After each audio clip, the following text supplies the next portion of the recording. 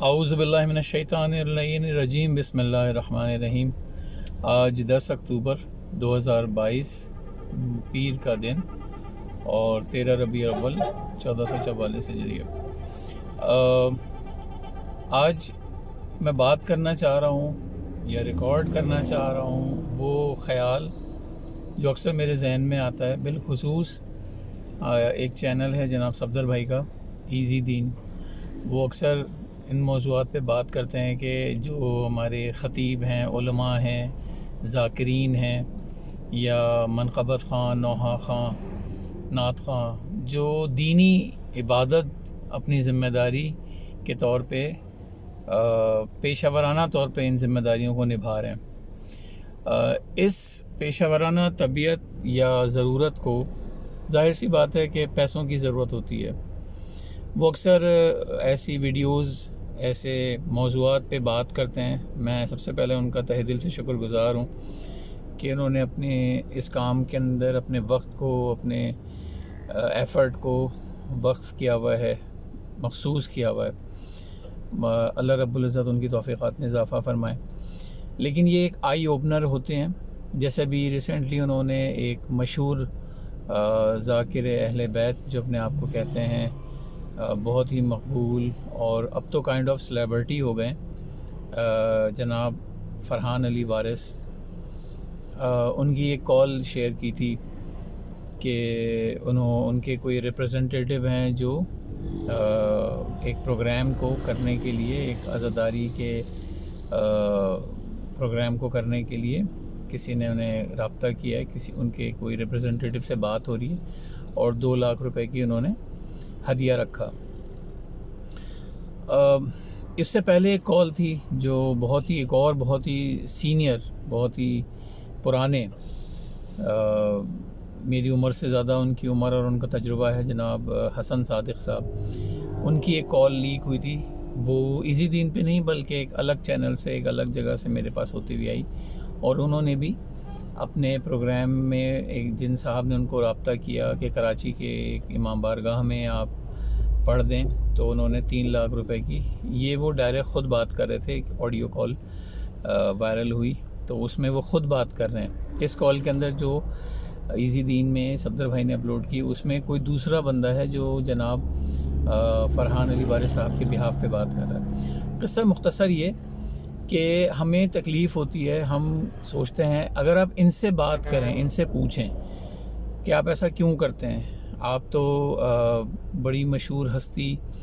اور بہت ہی دیندار کام کر رہے ہیں، اگر ذکر امام حسین علیہ السلام آپ کر رہے ہیں تو اس کے لیے اجرت کیوں لے رہے ہیں؟ جس کو وہ اجرت نہیں کہتے، وہ اسے ہدیہ یا نیاز یا تبرک سمجھتے ہیں، کہتے بھی ہیں۔ یہ بالکل ایسا ہی ہے کہ اگر آپ راستے میں کہیں گاڑی، آپ کو کوئی سارجنٹ روکے اور آپ کے ساتھ بات چیت کرنے کے بعد اگر آپ کی ساری چیزیں بھی ٹھیک ہیں، کاغذات ہیں، آپ نے کوئی خلاف ورزی نہیں کی ہے قانون کی، اس کے باوجود وہ آپ سے چائے پانی کے بعد تقاضا کرتے ہیں کہ سارا دن ہم کھڑے ہوئے ہیں، تھکے ہوئے ہیں، یہ ہے، اور آپ کو چائے پانی دے جائیں، ان کا چائے پانی ہوتا ہے۔ تو آپ سمجھ لیجیے ذاکرین جو اس طرح سے ڈیمانڈ کر رہے ہیں، یہ ان کا چائے پانی ہے۔ اب بات یہ ہے کہ وہ یہ کر کیوں رہے ہیں، سوال یہ ہے کہ وہ کیوں کرتے ہیں۔ تو ان کے جو معاملات ہیں، کیونکہ میں یہ اب یہاں سے میں اپنی بات شروع کر رہا ہوں، کیونکہ میں نے دعا کے ساتھ اس کلام کو شروع کیا، اعوذ باللہ کے ساتھ اور بسم اللہ کے ساتھ۔ تو اس کا مقصد، میرا مطلب صرف اس کو پڑھنے کا یہ ہے کہ میں دیانتداری اور ایمانداری اور ذمہ داری کے ساتھ بات کروں، وہ بات کروں جس کے اندر کوئی میری ذاتی یا تو تجربہ ہو، مشاہدہ ہو، میری سوچ ہو، جس کو میں اون کروں 10 کے سامنے، جب مجھے کہا جائے دوبارہ کہ آپ نے یہ بات کہی تو میں اسے دہرا سکوں، اسے تسلیم کر سکوں۔ میرے دعا پڑھنے کا مطلب یہ ہے کہ میں ذمہ داری کے ساتھ اس بات کو کہوں جس کی میں ذمہ داری قبول کروں، سنی سنائی بات یا الزام تراشی نہ کروں، کوئی تہمت، کوئی بہتان نہ لگاؤں، کوئی بغض اور تعصب کی بنا پہ کوئی بات نہ کروں۔ میرا دعا پڑھنے کا مطلب یہ ہوتا ہے۔ تو کہنے کا مقصد یہ ہے کہ یہ ان کے پاس یہ جو بھی ذاکرین ہیں، چاہے وہ نوحہ خواں ہیں، چاہے وہ نعت خواں ہیں، یہ بڑے بڑے عالم ہیں، یہ پیسے کیوں لیتے ہیں، یہ کیوں ڈیمانڈ کرتے ہیں؟ تو بات یہ کہ وہ دنیا داری انہوں نے چلانی ہے، ان کے پاس اور کوئی ذریعہ نہیں ہے کمائی کا، تو اس لیے وہ یہ مانگتے ہیں،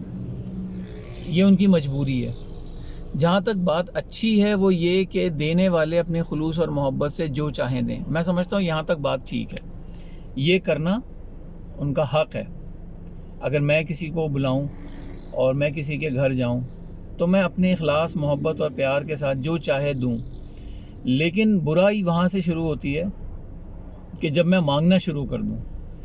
کہ آپ نے مجھے دعوت دی ہے، میں آپ کے گھر آؤں گا، میں آپ کے دعوت میں، آپ کے فنکشن میں، آپ کے پروگرام میں آؤں گا، وہ آپ نے دینی رکھا ہے یا سوشل رکھا ہے، میرے آنے کے پیسے ہوں گے، لائک میں انڈورسمنٹ کر رہا ہوں۔ جیسے سوشل میڈیا پہ بہت سے لوگ ہیں جو کمنٹ کرنے کے لیے، پروڈکٹ کی انباکسنگ کے لیے، انڈورسمنٹ کے لیے پیسے لیتے ہیں، چاہے وہ گارمنٹ ہو یا وہ کوئی الیکٹرانک ڈیوائس ہو یا کوئی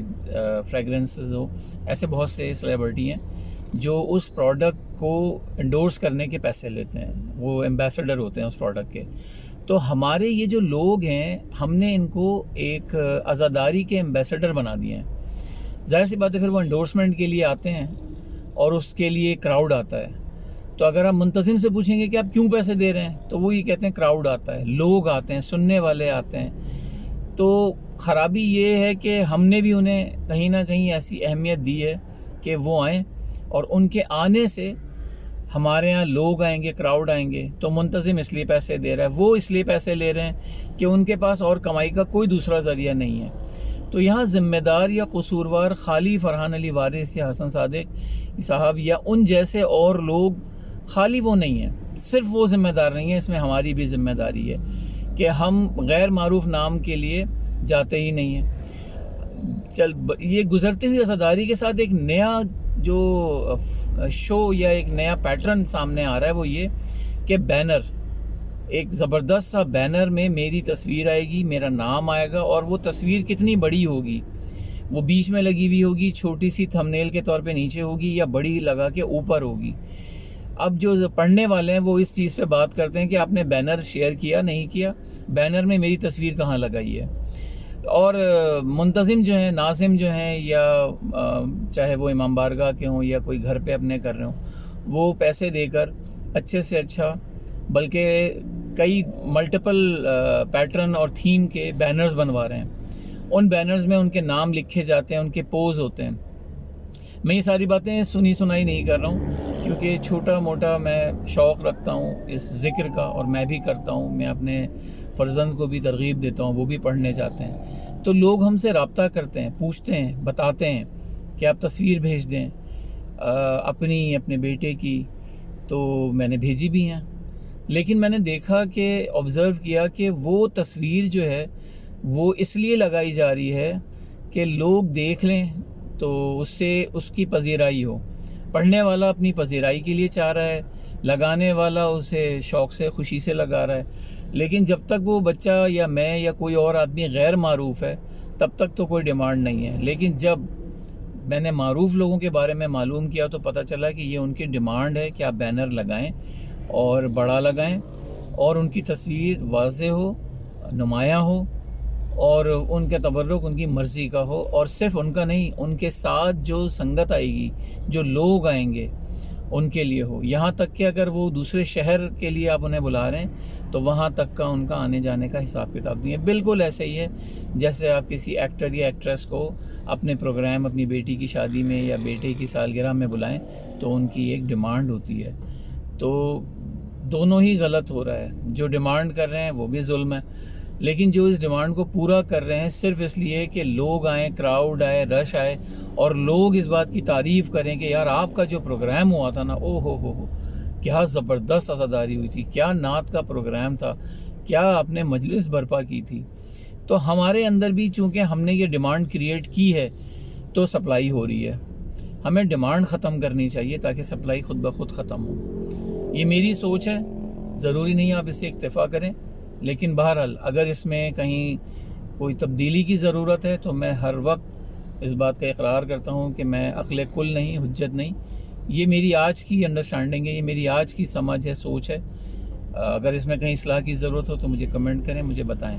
اپنا بہت خیال رکھیں. بہت شکریہ. اللہ حافظ.